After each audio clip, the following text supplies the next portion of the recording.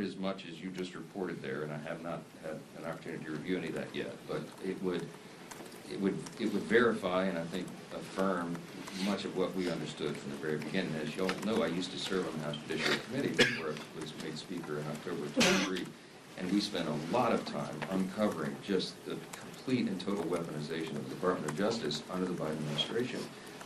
They used it to go after political enemies, and chief among them was, of course, Donald J. Trump. And they abused the system, and to me, the great harm of it all was that they really eroded the people's faith in our system of justice itself. I mean, that's the most dangerous thing. If people don't believe that our justice system is actually equal justice under the law, that Lady Justice is actually still wearing the blindfold, that everybody gets the same treatment under the law, it's a really serious challenge for a constitutional republic. And so I need to take a breath here, because what you just witnessed is the kind of rhetorical malpractice that threatens to unravel the very foundation of what remains of our constitutional order. The Speaker of the House standing at a podium, trafficking in conspiracy theories wrapped in the vocabulary of constitutionalism, while the actual evidence tells a story so diametrically opposed to his narrative that it borders on the Orwellian. And I need you to understand why this matters beyond the immediate partisan theater, because what Johnson is doing here, what this entire Republican apparatus has been doing since that August day in 2022, when FBI agents executed a lawfully authorized search warrant at Mar-a-Lago, represents not merely political spin, but an epistemological assault on reality itself, a determined campaign to rewrite history, even as the historical record stares us all in the face. Let me tell you what Speaker Johnson wants you to believe, and then let me tell you what the evidence actually shows, because the gap between these two realities is so vast that traversing it requires not just intellectual dishonesty, but a willful abandonment of any commitment to truth as a shared social project.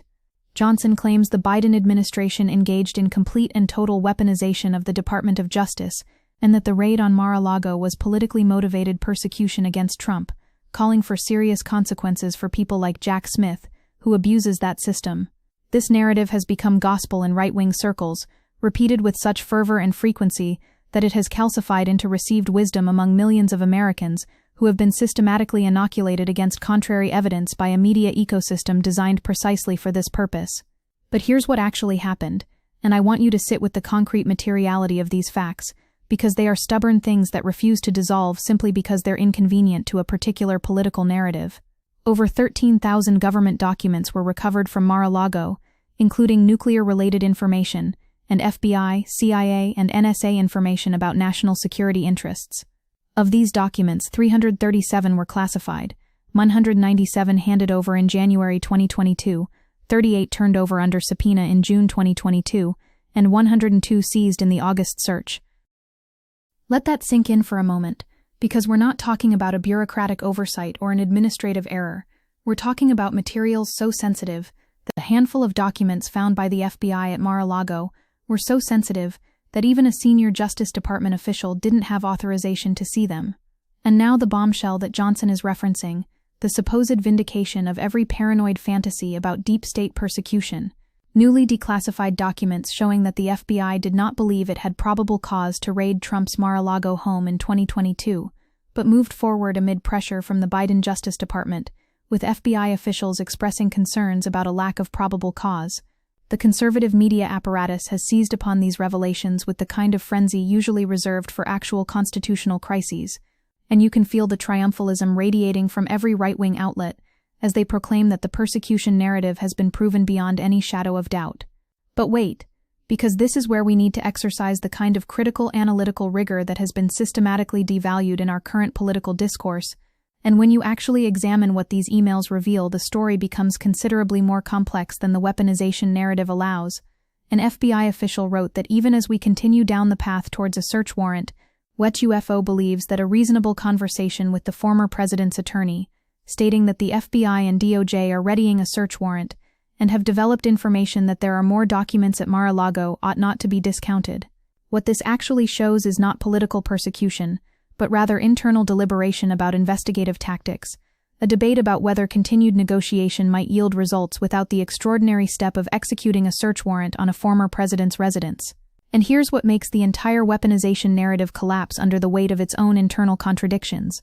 The search warrant was not some rogue operation cooked up by politically motivated prosecutors in smoke-filled rooms. It was authorized by a federal magistrate judge who had to be convinced that probable cause existed. The search of Mar-a-Lago, which a federal judge signed a warrant for, ultimately found classified documents all over the estate, including in the ballroom, bathroom, and shower, an office, Trump's bedroom, and a storage room. The fact that some FBI agents had initial concerns about probable cause doesn't prove political weaponization.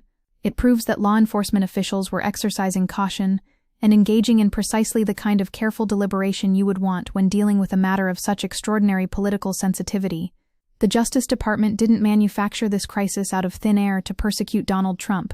Trump created this crisis through his own actions, and then compounded it through what can only be described as obstruction so brazen it would be comical if it weren't so dangerous to national security.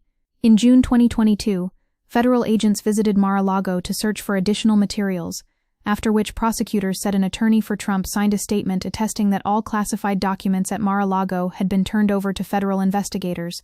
But 2 months later, FBI agents raided the South Florida estate and found more than 100 additional documents with classified markings that had not been turned over. Think about what this means. Trump's own attorney certified that all classified materials had been returned, and then the FBI found over 100 additional classified documents that Trump's team had withheld.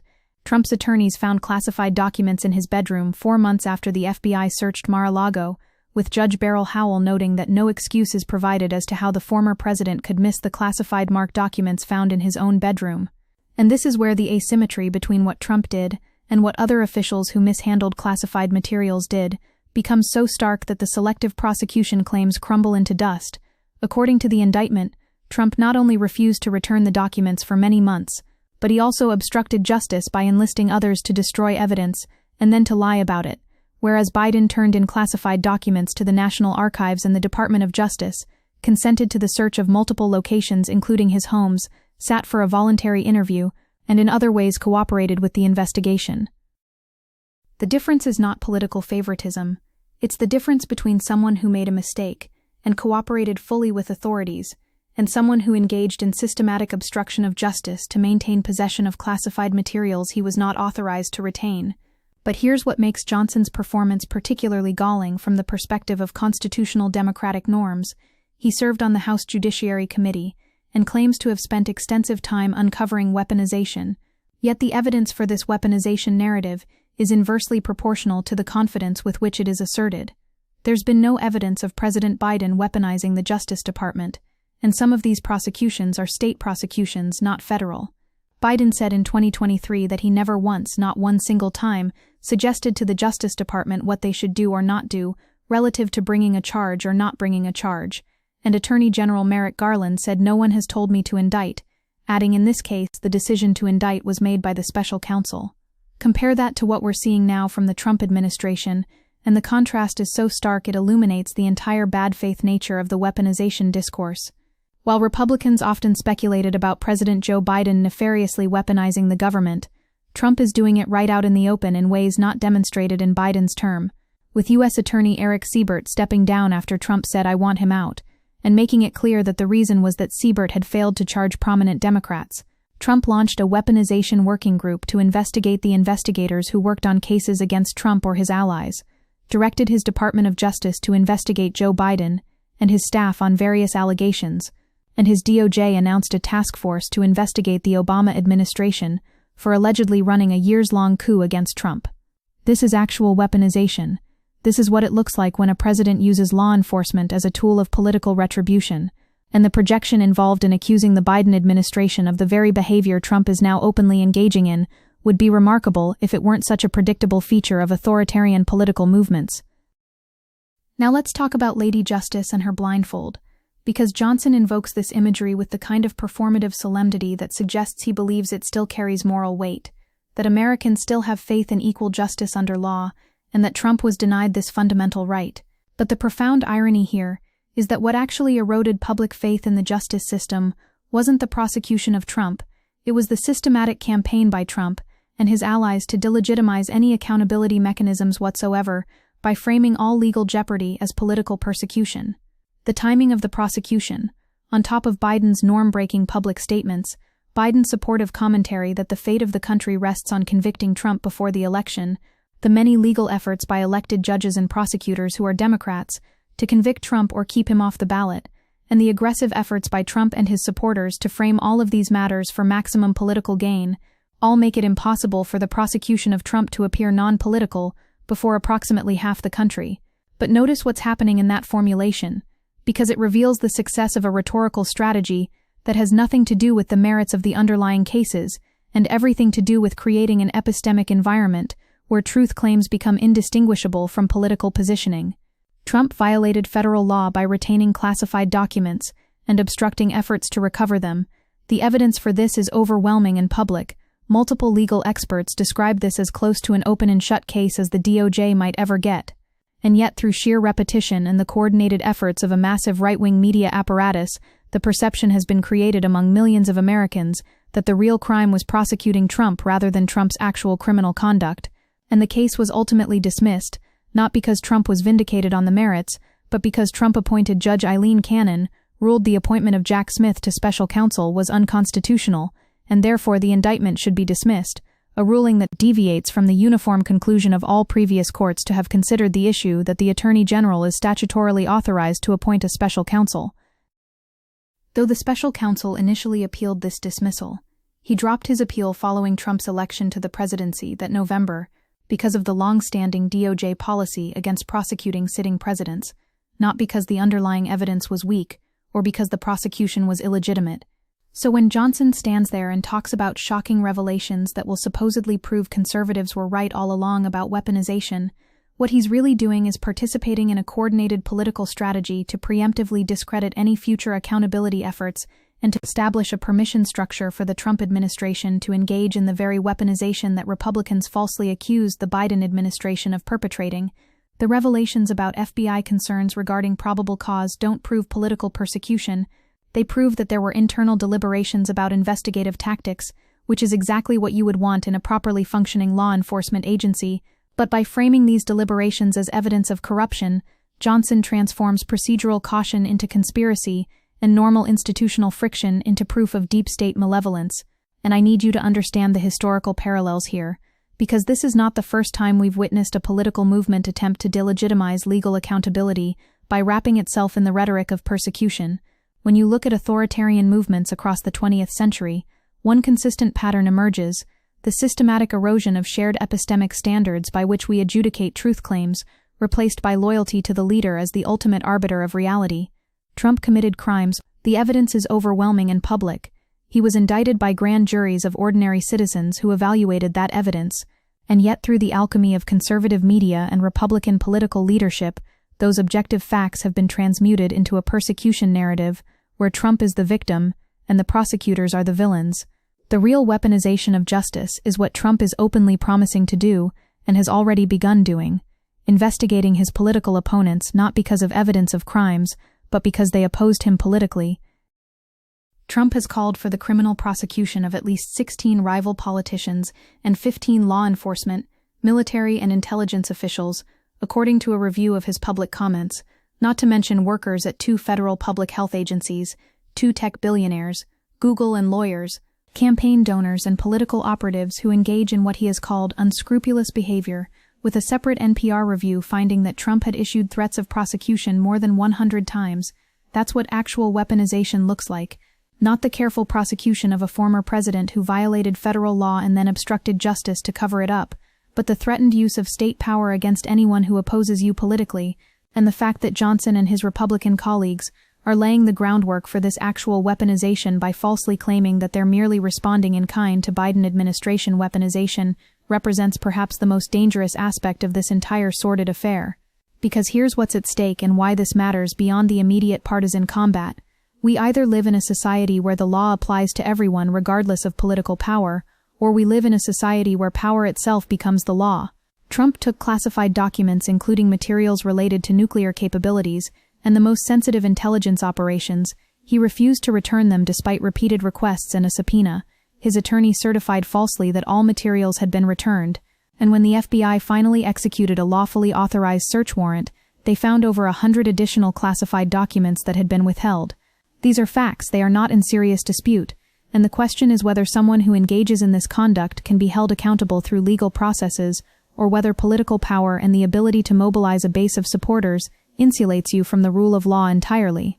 Johnson talks about eroding faith in equal justice under law, but what erodes that faith is not the prosecution of powerful people who break the law. It's the systematic campaign to ensure that powerful people can break the law with impunity by framing all accountability as political persecution. The Biden administration emphasized maintaining a wall of separation between the White House and DOJ, with Attorney General Merrick Garland focusing on maintaining the DOJ's independence from politicians and political considerations and elevating the post-Watergate rules and norms. That's what respecting the independence of the justice system actually looks like, not pressuring the Attorney General to investigate your political opponents, but rather allowing prosecutors to follow the evidence wherever it leads, even when it creates political problems for your own party. And the asymmetry here is not subtle. Current and former Justice Department officials flatly dismissed claims of corruption, citing the Biden Justice Department's prosecutions of prominent Democrats, including Hunter Biden, Senator Robert Menendez of New Jersey, and New York Mayor Eric Adams. If the Biden DOJ were actually weaponized against political opponents and operating as an arm of the Democratic Party, why would it prosecute the president's own son, a sitting Democratic senator and a Democratic mayor? The pattern of prosecutions under the Biden DOJ is exactly what you would expect from an independent Justice Department following the evidence regardless of political considerations. But this evidence is inadmissible in the alternative reality that Johnson and his colleagues have constructed, where all legal jeopardy for Trump and his allies is by definition political persecution. Let me take you back to that August day in 2022 when FBI agents executed the search warrant at Mar-a-Lago, because understanding what actually transpired versus what the conservative narrative claims transpired is essential to grasping the profound bad faith at the heart of Johnson's performance.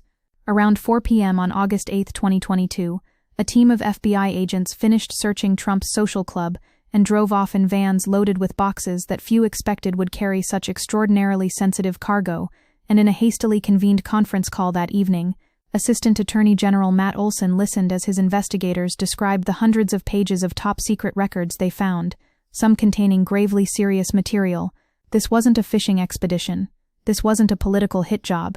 This was the recovery of some of the nation's most closely guarded secrets that a former president had retained in violation of federal law and had refused to return despite repeated opportunities to do so.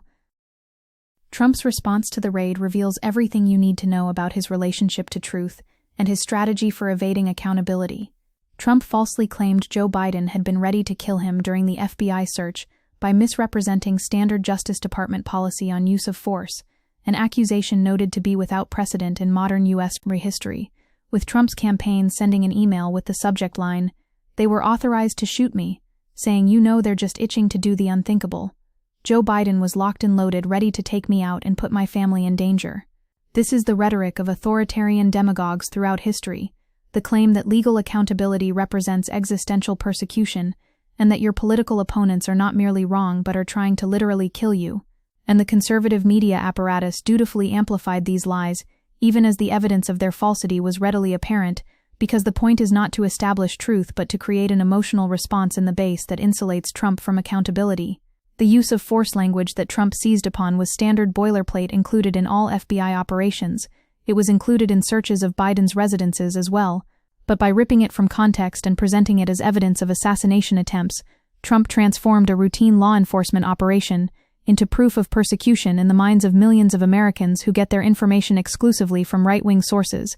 So when Johnson talks about shocking revelations and the need for accountability, what he's really calling for is not accountability for actual abuses of power, but rather revenge against those who dared to hold Trump accountable for his lawbreaking. And this is the essence of the authoritarian worldview. Accountability for the leader and his allies is by definition illegitimate persecution, while persecution of the leader's political opponents is by definition legitimate accountability. The words remain the same, but their meanings have been inverted. Justice becomes persecution, and persecution becomes justice, all filtered through the singular question of whether it serves or threatens the leader. The comparison to Watergate that Johnson implicitly invokes when he talks about restoring faith in the justice system is revealing, because what actually restored faith after Watergate was demonstrating that even the president could be held accountable for criminal conduct, that the rule of law was stronger than any individual. What Johnson and his colleagues are doing is the opposite. They're systematically demolishing the norms and institutions that make accountability possible by framing all attempts at accountability as political persecution. And in doing so, they're creating the conditions for precisely the kind of lawless autocracy that Trump's second term is already beginning to resemble. And let's talk about that phrase, complete and total weaponization, because the totality claim is important to the rhetorical strategy here. If you can convince people that the entire justice system has been corrupted beyond redemption, that every prosecution is politically motivated, that there is no distinction between legitimate and illegitimate uses of state power, then you create a permission structure to engage in actual weaponization, while claiming you're merely restoring balance. This is the flood the zone strategy that authoritarian movements have always employed. Make truth claims so promiscuous and unfalsifiable that the very category of objective truth collapses, and all that remains is partisan positioning. The evidence that Trump broke the law is overwhelming. The evidence that the Biden DOJ was weaponized against him is non-existent, but through sheer repetition and the amplification of a massive right-wing media apparatus, those realities have been inverted for millions of Americans. And now Johnson stands at a podium and invokes Lady Justice and equal treatment under law, while laying the groundwork for the most extensive weaponization of the justice system in American history, targeting not people who broke the law but people who investigated those who broke the law. And the projection is so complete, the inversion of reality so total, that it represents a kind of epistemic violence against the very possibility of shared truth. I want to return to those classified documents for a moment, because the materiality of what Trump took and refused to return gets lost in the rhetorical fog of weaponization claims. We're talking about nuclear-related information and FBI, CIA, and NSA information about national security interests, stored in a bathroom and a ballroom at a private club where foreign nationals regularly visited. Materials so sensitive that their compromise could endanger intelligence sources and methods that took decades to develop. The prosecution of Trump for retaining these materials wasn't political persecution. It was the bare minimum response required to protect national security and to demonstrate that the law applies to everyone. But Johnson wants you to believe that the real scandal is that Trump was prosecuted, not that Trump stole classified documents and obstructed justice to keep them. He wants you to believe that the FBI agents who expressed concerns about probable cause before the raid were proving it was a political hit job, not that they were engaging in the kind of careful deliberation you would want from law enforcement officials contemplating an unprecedented action. He wants you to believe that Trump is the victim here, persecuted by a weaponized justice system, rather than a criminal who used his political power to evade accountability for as long as possible. And the reason this matters so profoundly is that it represents the culmination of a decades-long conservative project to delegitimize any institutions capable of constraining Republican power. The courts are illegitimate when they rule against conservatives. The media is fake news when it reports facts inconvenient to the conservative narrative. The intelligence community is the deep state when it investigates Republican wrongdoing. Law enforcement is weaponized when it prosecutes Republicans. And through this systematic delegitimization of every institution capable of establishing shared facts or enforcing accountability, we're left with nothing but raw power and the willingness to use it. Trump is now openly doing what Republicans falsely accused Biden of doing, investigating political opponents, not because of evidence of crimes but because they opposed him politically. And Johnson and his colleagues are not only silent about this actual weaponization, but actively cheering it on while continuing to frame Trump as the victim of persecution. The bad faith is breathtaking, the threat to constitutional democracy is profound, and the fact that millions of Americans have been convinced that up is down and persecution is justice represents perhaps the most successful propaganda campaign in American history. So when you watch Johnson's performance, understand what you're witnessing, because it's not just partisan spin, it's participation in an authoritarian political movement that is systematically destroying the shared epistemic foundations that make democratic governance possible. The classified documents case was legitimate. The evidence of Trump's guilt was overwhelming. The prosecution was not weaponization, but the rule of law in action. And everything Johnson says to the contrary is a lie in service of an authoritarian project that threatens to unravel what remains of American constitutional democracy.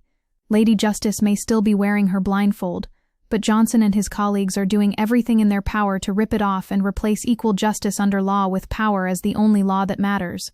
And that should terrify every American who believes that we're supposed to be a nation of laws and not of men, because what we're witnessing is not the restoration of justice but its deliberate destruction, not accountability for weaponization but weaponization masquerading as accountability. And the fact that this inversion of reality has been so successful reveals just how fragile our democratic institutions truly are when confronted with a political movement that has abandoned any commitment to truth itself.